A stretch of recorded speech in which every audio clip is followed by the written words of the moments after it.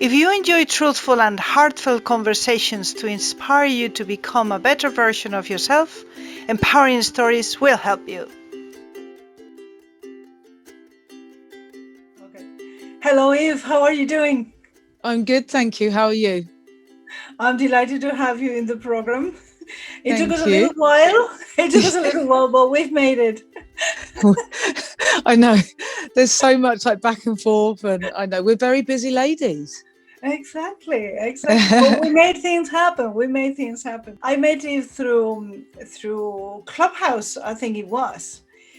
Yeah. And if you look at her Instagram, and just that's just part of what she is and what she does. She's a musician. She's also a campaigner for the equality of women in the music industry.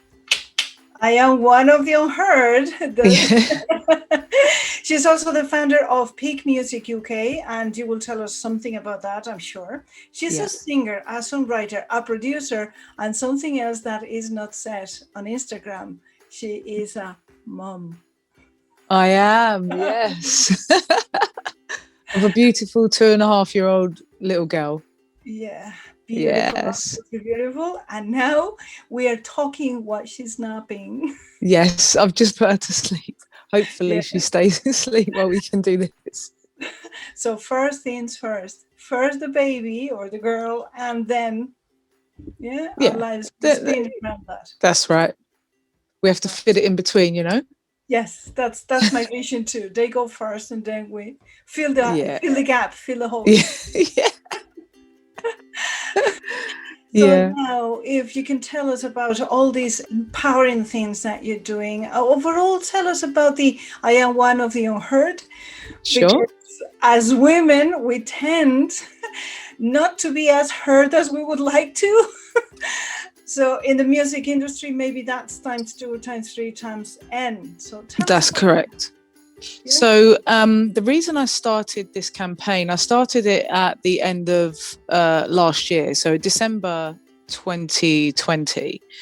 We're in 2021, right? The years just disappear at the moment. And I started it because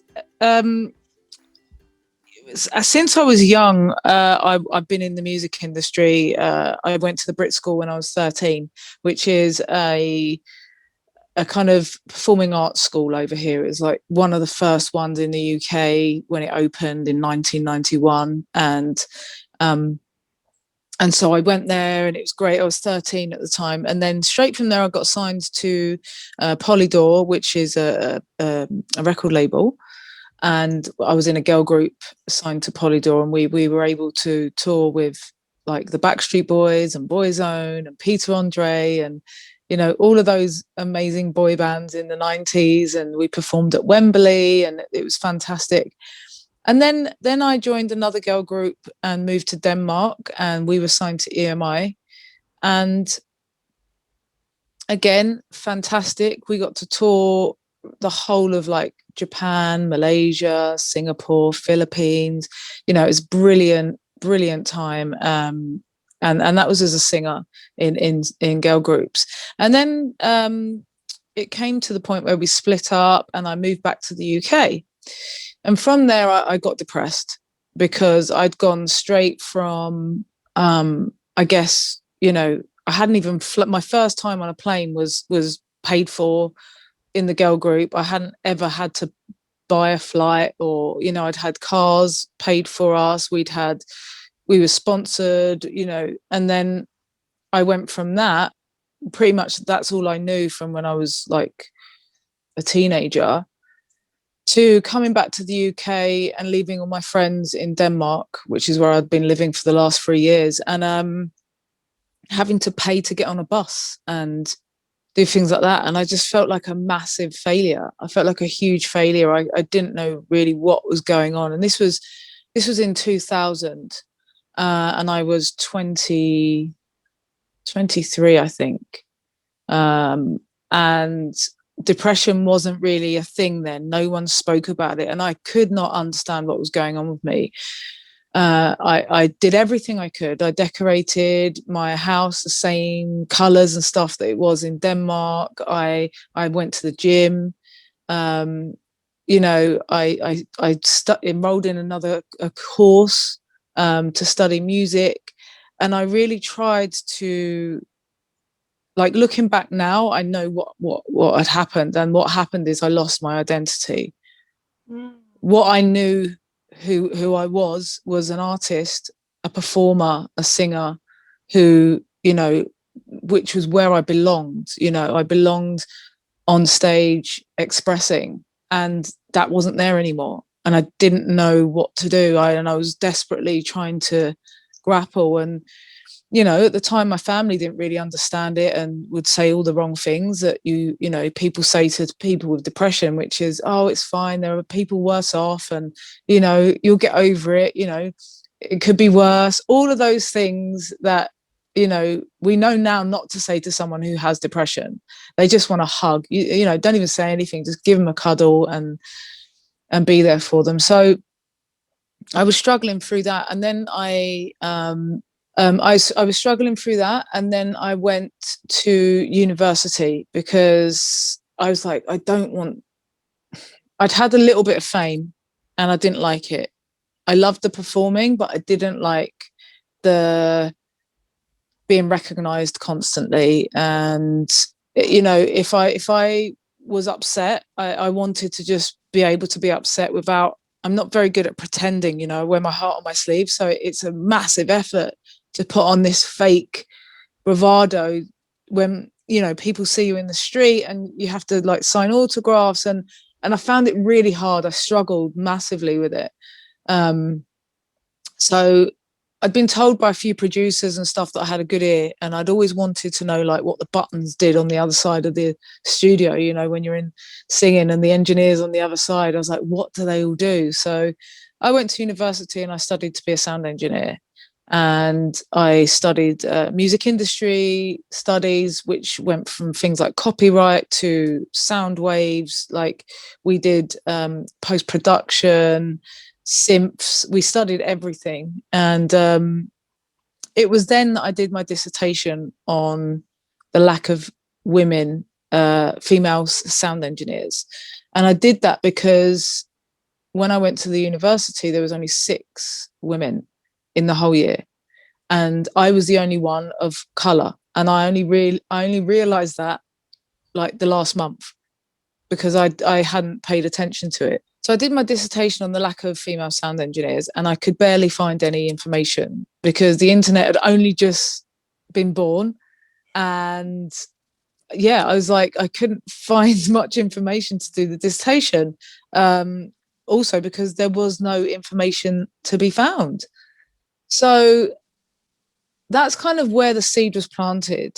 And from then, me and another girl from university, we got together. We got funding from the Prince's Trust to set up a recording studio where I grew up, which is like a council estate. So it's quite a underprivileged area.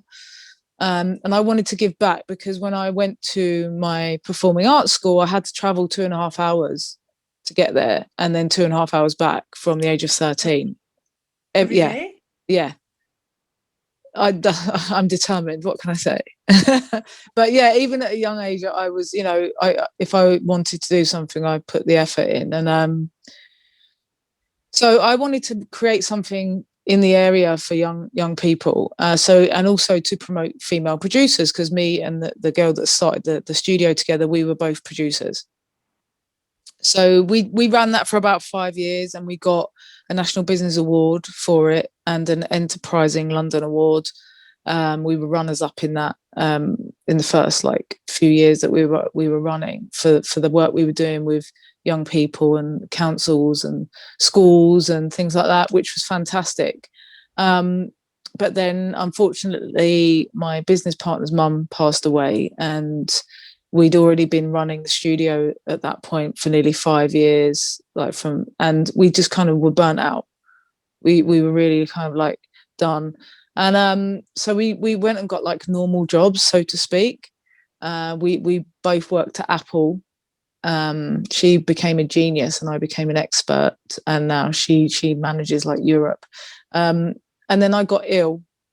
So I had a lot of health issues. I'd had to have a hysterectomy because I had severe endometriosis and fibroids and a cyst. Um, that wasn't, I had to pretty much self-diagnose because I had been in pain since I was 11. And I'd become anemic, and it had got severe. So I'd pretty much just lived off really strong painkillers throughout my teenage years, all while I was touring and stuff, just to deal with the painful periods. And then that resulted in me having a hysterectomy, and then I realized that the endometriosis had spread to my bowel, but I didn't realize how bad it was until I was working at Apple, and then I went for an operation that should have been like a 2-hour operation, in and out, and then you're home the same day. And then I went down for the op, and I think it was like 11:30 in the morning, and I got back on the ward at about 9:30 at night. And what had happened is they didn't realize how much was there, so they'd had to cut 6 centimeters of my bowel away.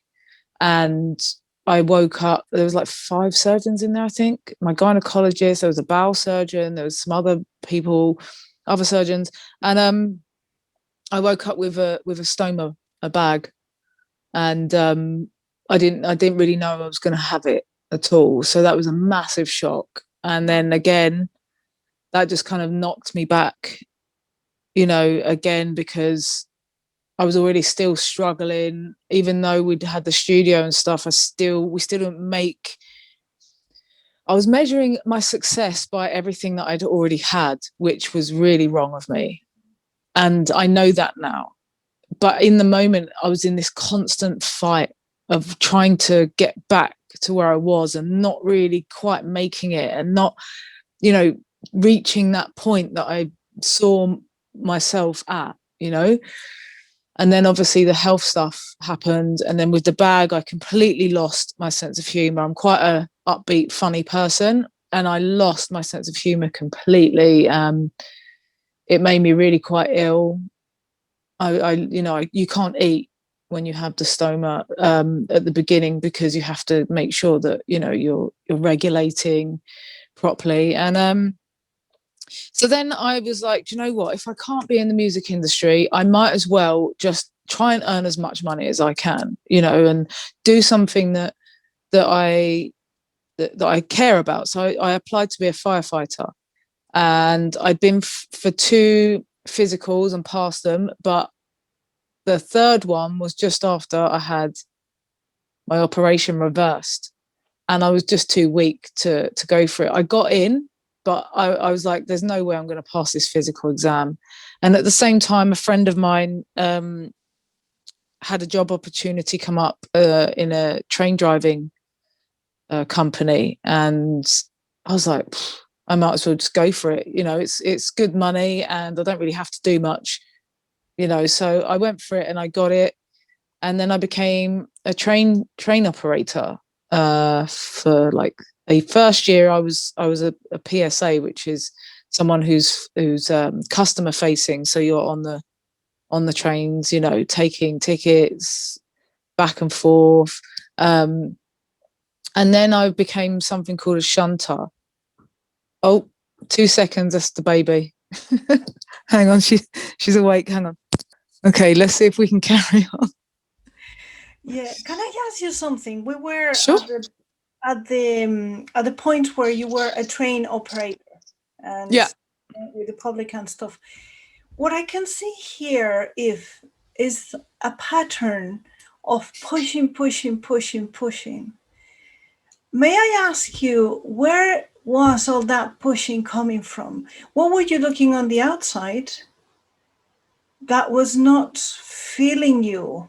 Or maybe it was when you got it, but then when you didn't get it, or when it was taken away from you, or when it just evolved into something different, it was as if something was taken away from you again. What were you Yeah. looking for?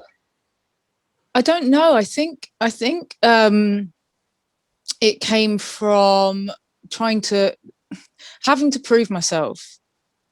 from when I was young.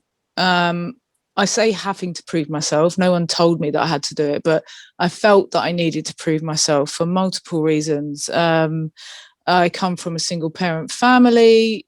I got brought up by my white side of the family, so me and my sister are the only ones of color in the family. And at the time, it wasn't the in thing to have a relationship with black men, I guess. So my mum as a single parent, I felt that I needed to succeed for her so that she didn't feel, so she felt proud, and my grandparents felt proud of her. Does that make sense? So you were fighting your mother's battle, even though she never asked you maybe for that. Yeah. Does it make sense? So you took onto your shoulders something that you thought you had to do for her, even though you didn't need to. I think so, yeah. Yeah, honey, we all do that. Trying to get the approval, trying to Yeah. get seen, trying to be heard. Yeah. Whatever the color, whatever the country, whatever the number of parents you have, Yeah. we give excuses. Oh, I was half black, half white, or whatever. Yeah. No, Whatever. Or exactly. I And was. Or my father was an alcoholic, or my mother beat the crap out of me. We all yeah. have that story. Yeah, We there's repeat. all yeah, yeah. We do. And the thing is, I cry now, but go on. I think, I'm absolutely fine. I've made peace with it because so yeah, no, I have made peace with it. It just, you know, um touches a nerve, I guess. So, and do you know what? I can't put it all on that. I can't put it all on that at all because Baba, go in your bedroom and play with your teddy. Mummy being in a minute, okay? Good girl. Um, because I'm actually a driven person. I am a driven person as well. Um, and so when I went on the trains, I that was like, all right, I was trying to hold on to music and it wasn't happening. I was still feeling like a massive failure. I couldn't quite get back to where I felt like home was for me. And what I mean by that is if I'm not able to express myself creatively, and I guess, as an artist or whatever, you always want approval almost, you always want that reassurance, I guess, that you're good enough. Yeah. And when you're on stage, you almost get that. You get that because it's an instant communication with the people in the audience. You're expressing yourself, even if it's not something that you've written or whatever, but you're still in this really highly vulnerable position and getting that back. Do you know what I mean? Which is why a lot of artists, have this massive come down when they come off stage because it's so big, and then you come off and then it's like, oh, now what? And that's why, with the exhaustion and stuff, a lot of famous people, I guess, end up having to turn to other things to help them get through it. So when going back to being the train driver, I kind of I saw the opportunity and I did it for the moment, and I got in, and the job was good, but the environment was just really not for me. It was quite toxic and everything that I'm not. So I literally felt trapped. I felt like a circle trying to fit into a square. I just didn't belong on any level. And those type of industries are full of isms. Do you know what I mean? And me being a mixed race woman who's gay, just, yeah, you know, it's like, Too I'm not, much.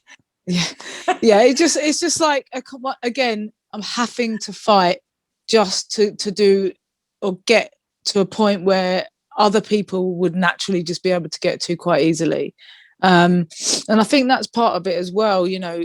Earlier you said about using it as certain things as excuses, but I think when you live through things and people do judge you based on the way you look, um, which I've had my whole life, it makes life harder. You have to fight constantly. So I've always had this thing about being misunderstood and judged, um, because it happens. And you know, I'm very expressive, I'm very hands, and I frown and stuff, so people will automatically think I'm angry or I'm annoyed or I've got attitude, and mistake that for passion and love and care.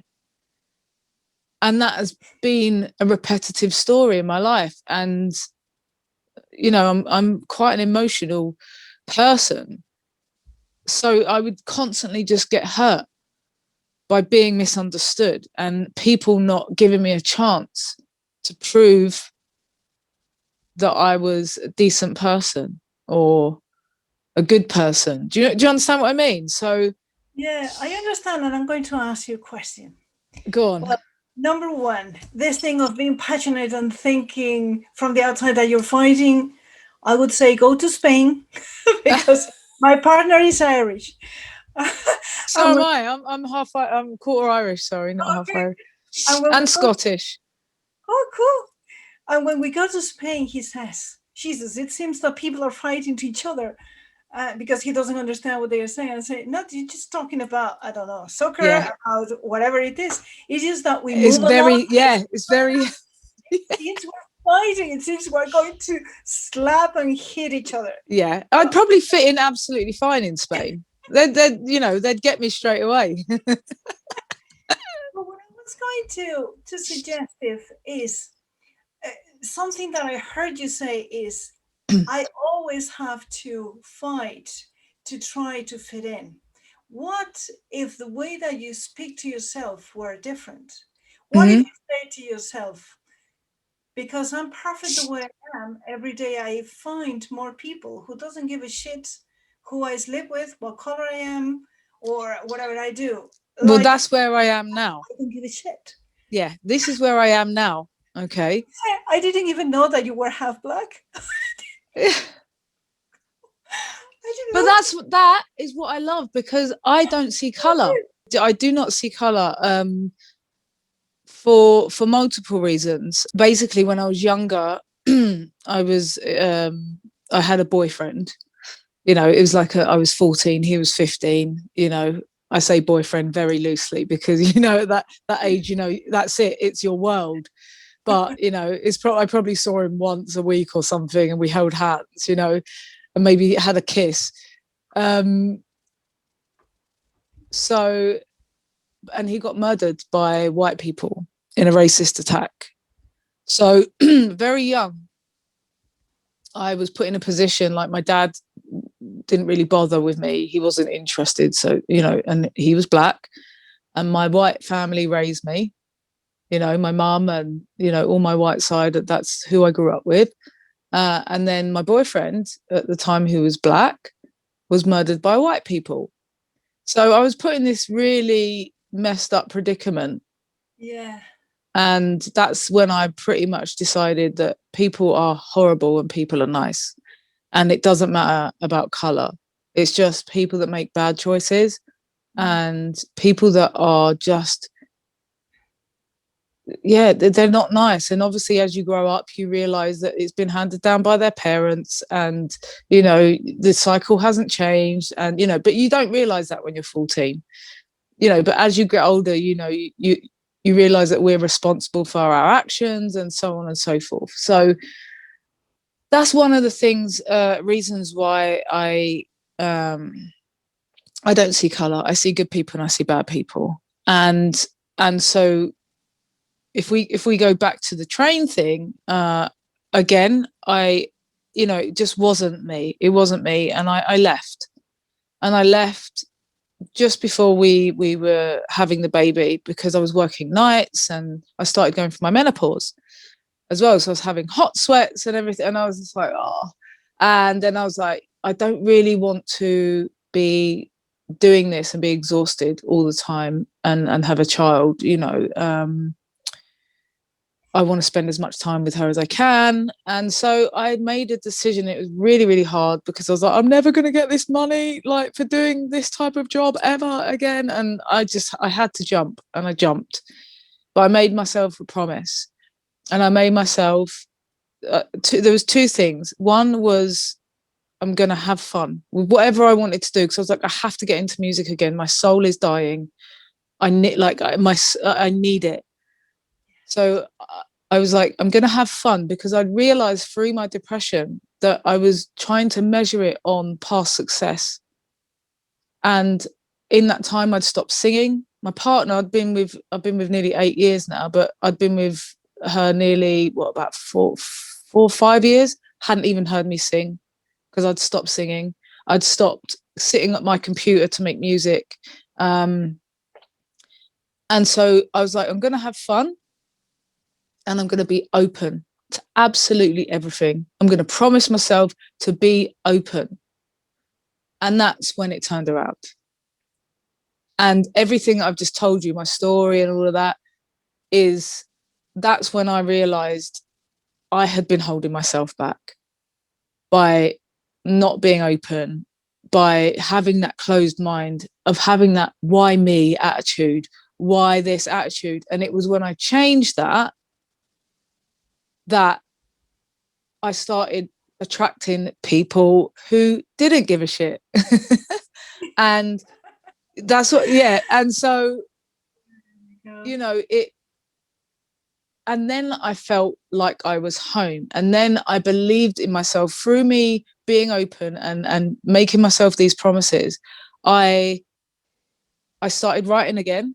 I started songwriting again, and I could slowly start calling myself a songwriter, because I never thought I could, because I was basically had the idea that if you want to be called a songwriter, you have to have a song in the charts. You have to be, because again, I was basing it on past experiences. To write a song, to be a songwriter, you have to write a song. That's it. Okay, so I started enjoying writing songs again, and I started getting good at it again, and that was like one thing. Then I got the belief in myself to actually release music on my own, because I never thought I was good enough to release as a solo artist, because I've always been in groups. I've got quite a soft voice, so in the 90s, you needed a really strong, powerful voice to be a lead singer. That's what they all said. And so then I've released 2 singles on my own that I've produced and written. Well, the first one I didn't, because it was a cover, but the second one I did. And I'm releasing them because I want to. I'm releasing them as a form of expression. I don't want them to go anywhere. I'm not trying to follow them, and that's where I was going wrong. My expectation of it all. And now I don't even look, I release it and I don't even listen I don't know who's hearing it. I don't know where it's going, but that's why I'm doing it. And then I started Peak Music UK, which originally, was to train songwriters in production, because the songwriters don't necessarily know much about production. They don't know the wording. They don't know the procedures that producers use, the processes. And as someone that does both, I was like, I think I can teach these songwriters some tools that they can, even if they don't want to produce the songs themselves, they can have the confidence to communicate with the producer and tell them effectively what they want from that producer, and understand the process that the producer is going to make to get the song where they need to. So I started doing that, and that was great. More communication, better communication between yeah and that was the aim, because I saw a massive gap, and I was like, how can I help bridge this gap? and empower them, empower songwriters in their craft, because it's amazing being a songwriter, but then if you have to go in a studio in an environment, you start feeling vulnerable, you can't express yourself properly because you don't really know what's happening in the room, but if you know that to make your voice sound airy and light, you need reverb, and what type of reverb you need to put on it. If you know that, you can say to the producer, can you add some reverb to my lead vocal, and give it more space? Or, if you know those words, you can communicate, but they speak two different languages. So that was the first thing. And then the second thing was I started doing a songwriting retreat in Italy. A friend of mine has a beautiful house in the mountains with a studio, and I wanted to make sure that songwriters got, the best for their money, and give them an amazing experience as well. So that was all ready to go. And then COVID happened. Hi, Bum Bum. Yeah. Where were we? Oh, yes. So bridging the gap, and now with Peak Music UK. And the COVID hit, didn't it? So I couldn't run my songwriting retreat. I like my presents. They're beautiful. Go on then, put them on. So COVID hit and I couldn't run my retreat, and obviously I had to give loads of refunds back, and then I had to change what the business was about, figure out how I could pretty much package myself and put myself online. So I set up a YouTube channel and I started doing workshops and kind of walkthroughs on music tech stuff. And then I had to overcome how to believe in myself enough to monetize myself online. Because again, as an artist, we have this mentality, it's like, oh, I'll do it for free. I can, so I said to myself, the second thing was like, I'm not doing anything else for free, because I find it too easy to do that. And I've got a child and I need to start, focusing on an income so that I can pay for her future, and I need to value. Yeah, you are adding value. That's it. And then it was like a long process of figuring out what I was going to do. And so now I'm in the process. So first of all, I launched my campaign at the end of last year. And that was because, as I said earlier, I had been to uni in nearly 20 years ago. And now nothing much has changed. There's loads of female kind of Facebook groups of producers or songwriters, but there's only 3%, and it's just gone up to 3% this year or last year, of female producers in the top 100.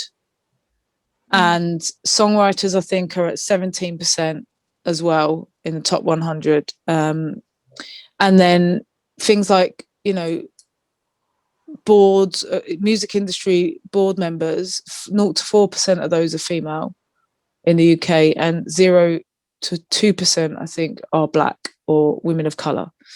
So I was like, yeah, you do.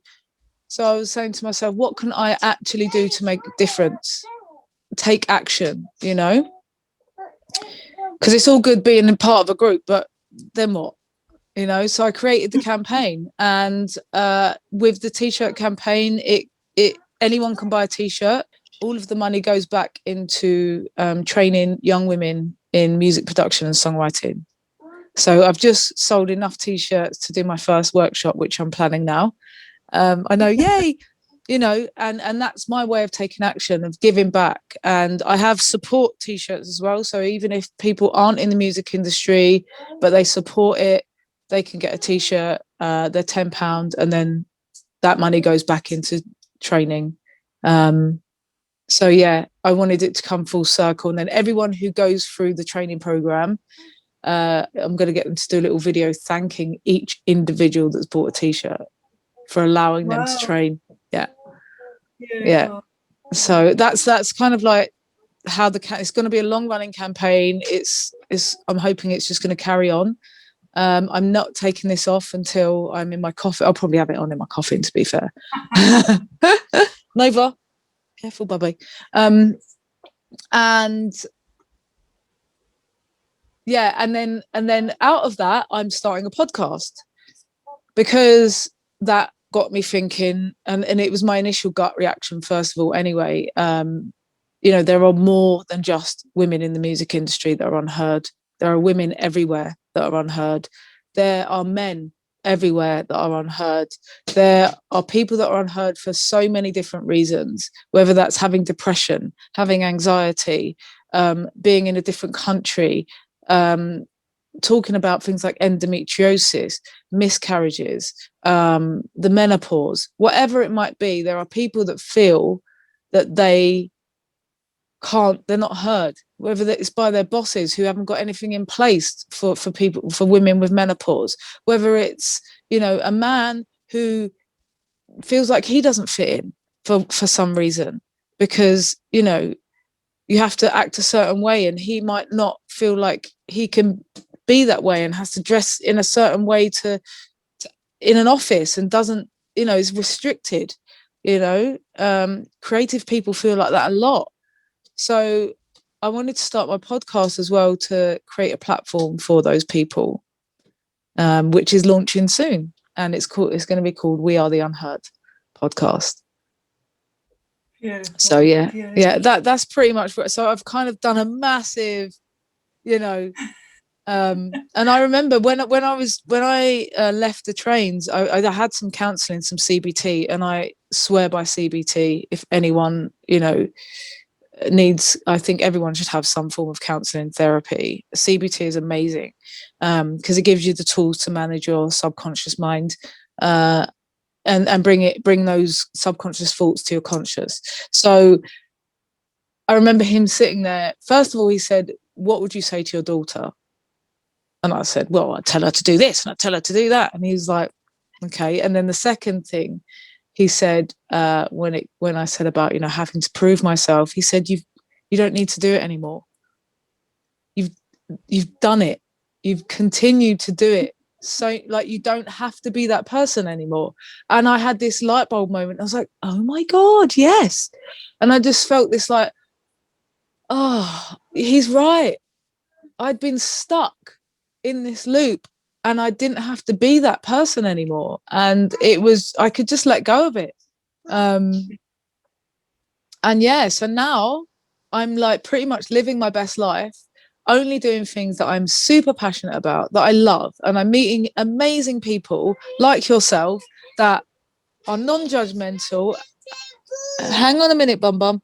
Are non-judgmental, and we're all doing things for purpose, and to make change. And that is my purpose, Beautiful. It's absolutely beautiful. And purpose by example. You were saying here, I decided to have fun and to be open to everything. And that's the key. When you have fun, you allow your soul to express itself, and you give others permission to just express their own souls. Our souls are all different. Even though we are all one, and we are all one, we have something that makes us different to the next person. And that's what we can bring to the table. If we focus, like yourself, like myself, like the other, on being something and somebody that somebody said this is the right way to be, then our souls are like, what the restricted. I came here to sing, and now I'm in a train. Yeah, exactly. You're like, ah. Yeah, it was just, It's a very powerful metaphor. You were going nowhere inside. Yeah, literally, I felt like I was in a moving prison. Yeah. Like, honestly. And I was just like, part of me knew, like, I had to go on that journey. Literally, the train journey. But I had to do it. It was the right way for me to have gone to find this.